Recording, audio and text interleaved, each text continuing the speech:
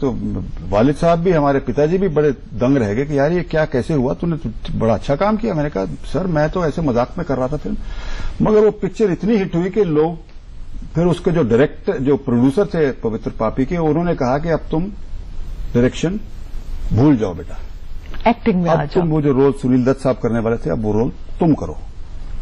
तो मैं बहुत रोया 1 हफ्ता 10 दिन। मैंने कहा यार ये कमाल हो गया, उल्टी बात हो गई यार, मैं तो इसको डायरेक्ट करना चाहता था, तैयारी की मैंने, लिखा मैंने खुद।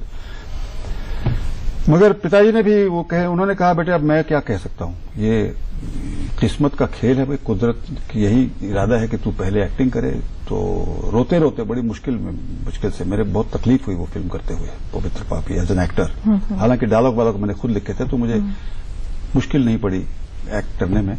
मगर मैंने कहा ये फिल्म चलेगी नहीं, क्योंकि नोबडी लाइक्स माय फेस। मैं बड़ा अजीबोगरीब एक्टर था उस जमाने में, I was not a good actor. तो अब भी खास एक्टर नहीं हूं। नहीं, ये कौन कहता है। मगर क्या हुआ, वो फिल्म पवित्र पापी अपना अनोखी रात से भी बड़ी हिट हो गई। तेरी दुनिया से होके मजबूर चला मैं, बहुत दूर बहुत दूर बहुत दूर। उसके बाद समीना जी बस यही हुआ कि लोग भूल ही गए कि परीक्षित साहनी कौन है, डायरेक्टर कौन है। उसके बाद लाइन लग गई और उसके बाद ये एक्टिंग का सिलसिला शुरू हो गया। ऐसा कोई रोल, ऐसा कोई कैरेक्टर जो आपने निभाया हो और आपको लगा हो कि ये मेरे दिल के सबसे ज्यादा करीब था, या मैं इस जैसा हूं?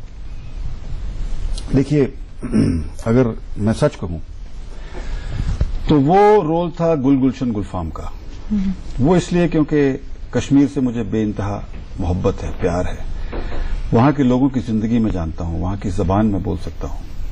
वहां मुझे 2-3 महीने रहने का मौका मिला जब हम ये सीरियल बना रहे थे। और मैं उन्हीं लोगों के हाउस बोटों में रहा जिनके बारे में ये सीरियल था। जो हाउस बोट वाले हैं, उन्हीं के कपड़े पहने, उन्हीं के साथ उठे बैठे, उन्हीं के साथ खाना पीना रहा मेरा।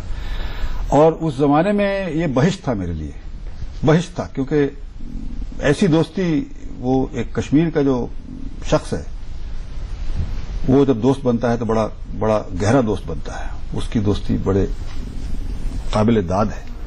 तो वो अभी तक बंदे रो रहे हैं और हमें चिट्ठियां लिखते हैं और उनके साथ हमारी गुफ्तगू होती है। और उसी दौरान ये सिलसिला शुरू हो गया, ये फायरिंग वायरिंग शुरू हो गई और बम फटने शुरू हो गए वगैरह।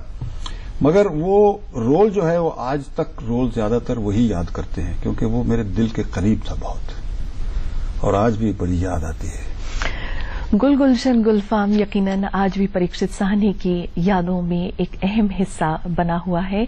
ले लेते हैं हम एक छोटा सा ब्रेक। आज सवेरे में हाजिर होते हैं बस थोड़ी ही देर।